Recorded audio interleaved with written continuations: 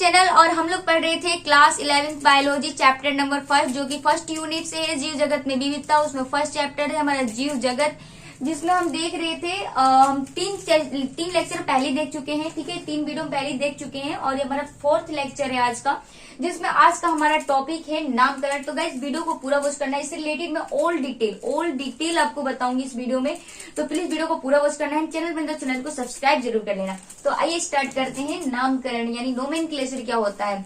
तो गाइस आपको पता होगा किसी भी जीव या वस्तु के बारे में वर्णन करने से पहले उसका नाम जानना आवश्यक होता है। इसका मतलब ये है गाइस कि आपको पता हो किसी भी आप वस्तु के बारे में जब आप बोलते हैं या किसी व्यक्ति के आप बारे में आप बोलते हैं तो आप उसका नाम लेते हैं, राइट।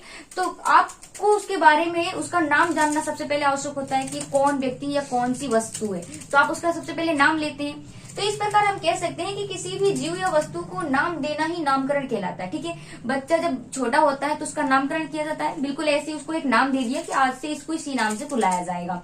सेम वैसे हम बोल सकते हैं किसी भी जीव या वस्तु को नाम देना ही नामकरण कहलाता है। लेकिन गाइस जो ये नाम हम देते हैं ना, ये नाम जो होते हैं ना वो स्थानीय नाम होते हैं। जो हमारे द्वारा नाम दिया जाता है वो कैसे होते हैं, स्थानीय नाम होते हैं। और जो क्या करते हैं, भ्रम पैदा करते हैं। भ्रम किस प्रकार से पैदा करते हैं, जैसे आपको उत्तर प्रदेश में जो एक प्याज है, प्याज होता है ना, प्याज को उसी गुजरात और महाराष्ट्र में कांदा बोला जाता है। मतलब एक ही जीव और उसके दो नाम। ऐसे कैसे, वहां पर जाके आप जब प्याज बोलेंगे तो कोई नहीं समझेगा, वहां पर कांदा बोलना पड़ेगा।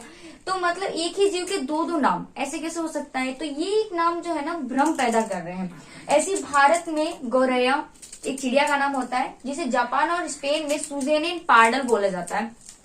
तो ये इस प्रकार से एक ही जीव के दो नाम होना, ये क्या कर रहे थे, ये जो नाम है वो उस जीव को सार्वत्रिक पहचान नहीं दे रहे थे। उसको एक ही जीव तो एक ही है और उसको अलग अलग नामों से जाना जा रहा है अलग अलग जगह पे। ठीक है, तो ये नाम उनको सार्वत्रिक पहचान नहीं दे रहे थे।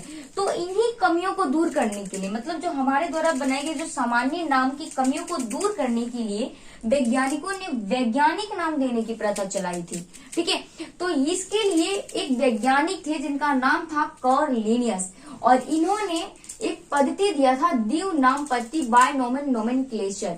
ये दिया था पद्धति और बोला था कि इस पद्धति के अकॉर्डिंग आप किसी भी जीव का वैज्ञानिक नाम दे सकते हैं। एक ऐसा नाम, वैज्ञानिक नाम इन्होंने ऐसा नाम दिया था, एक ऐसा नाम जिसमें कोई परिवर्तन नहीं किया जा सकता।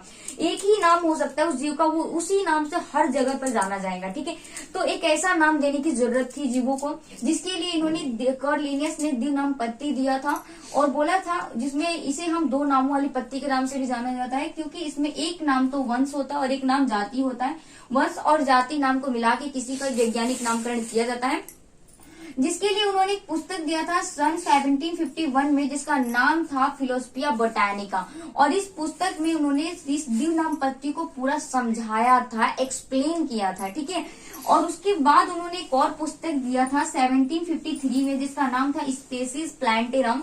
इस पुस्तक में उन्होंने लगभग 5900 पादपों का नामकरण किया था। मतलब इतने सारे वनस्पतियों का नामकरण किया था, वैज्ञानिक नामकरण किया था 5900 पादपों का। किस पुस्तक में, स्पेसीज प्लांटेरम में। ठीक है, उसके बाद एक और पुस्तक दिया था उन्होंने सन 1758 में, जिसका नाम था सिस्टेमा नेचुरी।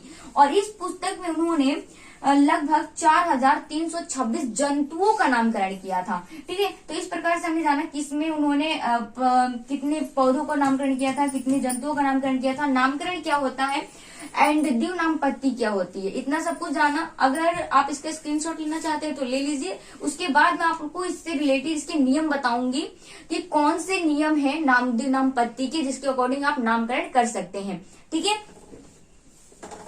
अब आपका जो नेक्स्ट टॉपिक है वो है दिव नाम पद्धति के नियम। मतलब आपको जो ये दिव नाम पद्धति जो कॉर्लिनियस ने दिया था, तो इस दिव नाम पद्धति के कुछ नियम थे जिसके अकॉर्डिंग आप किसी का वैज्ञानिक नामकरण कर सकते हैं। एंड अगर आपको वैज्ञानिक नाम दिया हुआ है, अगर आपको एग्जाम में वैज्ञानिक नाम दे दिया जाए और कुछ गलत भी दिया हो, कुछ इसमें एक राइट आंसर हो, तो आप कैसे पहचान सकते हैं कि कौन सा वैज्ञानिक नाम राइट है, कौन सा वैज्ञानिक नाम जो सही लिखा है। तो कुछ इस नियम के अकॉर्डिंग होता है, जैसे कि फर्स्ट है कि वैज्ञानिक नाम जो होता है 2 नाम से मिलकर बना होता है, जो आपको पहले ही बता दिया था मैंने कि दिव नाम पद्धति का मतलब होता है 2 नामों वाली पद्धति, जिसमें 2 नाम बने होते हैं। वंश नाम और जाति नाम को मिलाकर वैज्ञानिक नामकरण किया जाता है। तो यहाँ पर वंश नाम और जाति नाम 2 नाम होता है, 2 नाम से मिलकर बना होता है वैज्ञानिक नाम। ठीक है, दूसरा कि इसका जो वंश का पहला अक्षर है वो कैपिटल होना चाहिए और जाति का पहला अक्षर है वो स्मॉल होना चाहिए।